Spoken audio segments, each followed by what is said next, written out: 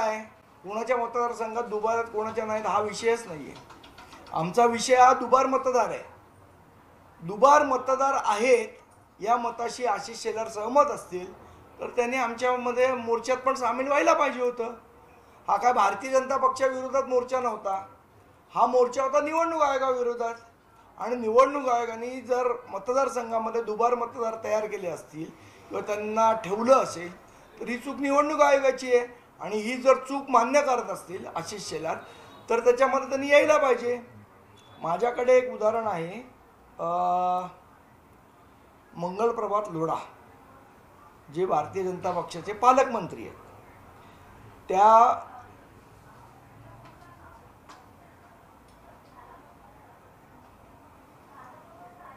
मंगलप्रभात लोढांचा एक एम्प्लॉई आहे, त्याचं नाव आहे प्रभाकर पाटील, बरोबर. आता हे प्रभाकर पाटील यांचा हा फेसबुक प्रोफाईल आहे, त्याच्यामध्ये ते वर्क्स ॲट लोढा ग्रुप असं म्हणतात, बरोबर. आता या प्रभाकर पाटलांचं नाव कल्याण मतदारसंघात आहे, त्यांचा बूथ नंबर आहे प्रभाकर पाटलांचा प्रभाकर तुकाराम पाटील, त्यांचा बूथ नंबर आहे 135, न्यू बूथ वाईज सिरियल 802 आणि वॉर्ड क्रमांक 217 इथला. हां, आता हे प्रभाकर पाटील कल्याण मतदारसंघात पण मतदान करतात आणि प्लस लोढांसाठी ते इथे पण मतदान करतात. हा त्यांचा इपिक नंबर इथे आहे गिरगावमध्ये. म्हणजे लोढांनी त्यांचे जे एम्प्लॉईज आहेत अशी खूप यादी आहे आमच्याकडे. मी एक उदाहरणार्थ नाव तुम्हाला दिलं, दुसरे आहेत, दुसऱ्यांचं नाव आहे भोईर म्हणून कोणतरी आहेत, राम महादेव भोईर यांचंही 2 ठिकाणी नाव आहे. त्यामुळे लोढांनी स्वतः कल्याणमध्ये पण ज्यांचं मतदार आहे त्यांना स्वतःच्या मतदारसंघात पण त्यांची एनरोलमेंट करून घेतली. ही 2 उदाहरणं आहेत आणि पुराव्यासकट आहेत. मग लोढांवर पण गुन्हा दाखल करायचा का, लोढांना जेलमध्ये टाकायचा का? बाकीच्यांचा आमदारकीचा राजीनामा तर ठीक आहे, पण लोढा मंत्रिपदाचा राजीनामा देणार का, पालकमंत्रीपदाचा? याचं उत्तर आशिष शेलारांनी दिलं पाहिजे. मुळात आशिष शेलार ज्या पद्धतीने बावचळले आहेत, जो प्रचंड असा मोर्चा झाला, त्या मोर्चामुळे भारतीय जनता पक्ष घाबरलेला आहे. त्यामुळे आशिष शेलार हे पुढे आलेले आहेत हे सगळं सांगायला. पण मुळात ते ह्या गोष्टीशी सहमत आहेत की दुबार मतदान आहे. त्यामुळे आमचं त्यांना म्हणणं आहे की जर दुबार मतदार असतील तर ते कट झाले पाहिजेत. ही आमची जी मागणी आहे, तोपर्यंत निवडणुका घेऊ नका, या मागणीशी आशिष शेलार सहमत आहेत का हे आशिष शेलारांनी एकदा सांगावं. कोणाचे आव्हाडांच्या मतदारसंघात असतील ना तर अजून कोणाच्या मतदारसंघात असतील दुबार मतदार आहेत ना, मग ती यादी जी सदोष यादी आहे ती निर्दोष करेपर्यंत निवडणुका घेऊ नका, ही जी आमची मागणी आहे त्याच्याशी आशिष शेलार सहमत आहेत का हे एकदा आशिष शेलारांनी सांगावं. मनसेने आधी बिहारी मतदारांच्या विरोधात भूमिका घेतली, असं करून नंतर त्यांनी हिंदी भाषिकांवर दबाव टाकण्याचा प्रयत्न केला. मग त्यांनी जैन आणि गुजरातींविरुद्ध आंदोलन केलं. आता भोईर पाटील या हिंदू दलित मतदारांविरुद्ध भूमिका मांडण्याचं पाप हे राज ठाकरे करतायत. या थराला जाऊ नका असं त्यांनी राज ठाकरेंना सांगितलं. मुळात आशिष शेलारांची बुद्धी खरी चांगली होती. आता का गंज लागला मला माहीत नाही. कदाचित सध्या बुद्धीचा वापर करता येत नसल्यामुळे गंज लागला असेल, कारण मंत्रिमंडळात तसं काही त्यांना चांगलं मंत्रिपद मुख्यमंत्र्यांनी दिलं नाही, त्यामुळे कदाचित असेल. पण माझा आशिष शेलारांना प्रश्न आहे की याच्यामध्ये ती जी यादी आम्ही दाखवली दुबार मतदारांची, त्याच्यामध्ये फक्त हेच मतदार आहेत आणि तेच मतदार नाहीत, हे आशिष शेलार कुठल्या जीवावर बोलत आहे?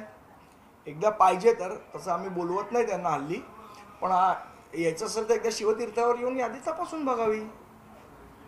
मुस्लिम मतदारांवर विशेषतः मुस्लिम दुबार मतदारावर पांघरुण घालण्याची मनसेची भूमिका संशयास्पद आहे असं ते म्हणतात. कोणी घातलं पांघरुण? तुम्ही यादी बघितलीत का की त्याच्यात मुस्लिम मतदार आहेत का हिंदू मतदार आहे? एकदा यादी येऊन बघा ना. आशिष शेलारांना माझा चॅलेंज आहे, एकदा या यादी तपासा आणि मग तुम्ही बोला पत्रकार परिषद घेऊन. ज्या पद्धतीने ही प्रेस कॉन्फरन्स घेण्यात आलेली आहे, प्रेस कॉन्फरन्स घेऊन मनसेला प्रश्न विचारण्यापेक्षा मनसे ज्या पद्धतीनं निवडणूक आयोगाकडे गेली आणि त्यांनी मागणी केली तशी भूमिका भाजपनं का घेतली नसावी? नाही, मुळात काय आहे, भाजपला मिरच्या का झोंबतात हा आमचा प्रश्न आहे. आम्ही प्रश्न कोणाला विचारला? निवडणूक आयोगाला विचारला. काय प्रश्न विचारला? की दुबार मतदार आहेत, ही मतदार यादी सदोष आहे, ही निर्दोष करा. जे आम्ही म्हणतोय तेच आशिष शेलार म्हणतायत की मतदारांमध्ये दुबार आहे. त्यांनी त्याचं एक थोडं अजून बायफर्गेशन केलं की हिंदू मतदार, मुस्लिम मतदार. आम्ही काय तसं बायफर्गेशन करत नाही आहे. आम्ही मतदार दुबार मतदार हे दुबार मतदार आहेत. हिंदू आहेत का, मुस्लिम आहेत का, जैन आहेत का, अजून कोण आहेत, याच्याशी आम्हाला देणं घेणं नाही. दुबार मतदार आहेत हे आशिष शेलार मान्य करतायत ना, मग आमच्या गोष्टीला त्यांनी पाठिंबा द्यायला पाहिजे की जोपर्यंत मतदार यादी निर्दोष होत नाही तोपर्यंत निवडणुका घेऊ नका. आणि हा जर पाठिंबा आशिष शेलार देत असतील तर आम्ही त्याचं स्वागत करतो. त्यांचं असं म्हणणं आहे की विधानसभा निवडणुका झाल्यानंतर भाजपचा जो विजय आहे, भाजप का उत्तर देतं वारंवार या प्रश्नावर त्यांचं असं म्हणणं आहे की आमचा जो विजय झालेला आहे त्या विजयाच्या मिरच्या झोंबलेल्या आहे महाविकास आघाडीला, आणि म्हणून लोकसभेच्या निवडणुकीत ज्यावेळेला त्यांना यश आलं त्यावेळेला त्यांनी दुबार मतदार किंवा मतदानामध्ये केलेली गडबड हे मुद्दे काढले नाही. विधानसभेच्या निवडणुकांनंतर मात्र त्यांनी हे विषय काढायला सुरुवात केली. मुळात असं आहे की लोकसभा आणि विधानसभा यामध्ये जो गॅप होता त्या गॅपमध्ये जी मतदारांची वाढ झाली ती अनैसर्गिकरित्या वाढ झाली, ज्याला आपण म्हणतो आर्टिफिशियल मायग्रेशन. ते आर्टिफिशियल मायग्रेशन करून मतदार नोंदवले गेले. आता नवी मुंबईमध्ये जे आयुक्तांच्या घरावर मतदार नोंदवले ते कधी नोंदवले? लोकसभेनंतर नोंदवले. जे सुलभ शौचालयात मतदार नोंदवले ते कधी नोंदवले? लोकसभेनंतर नोंदवले. मग माझा प्रश्न आशिष शेलारांना असा आहे की जर आम्ही प्रश्न निवडणूक आयोगाला विचारतोय तर भाजपला मिरच्या का झोंबतायत, याचं पण उत्तर त्यांनी द्यायला पाहिजे.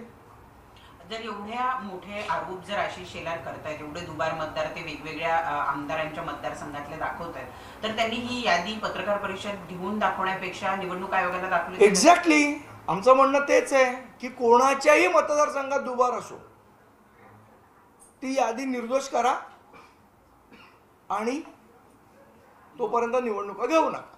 ही गोष्ट आशिष शेलारांना मान्य आहे की नाही मान्य आहे एवढं त्यांनी एकदा सांगावं. अजून काही आहे?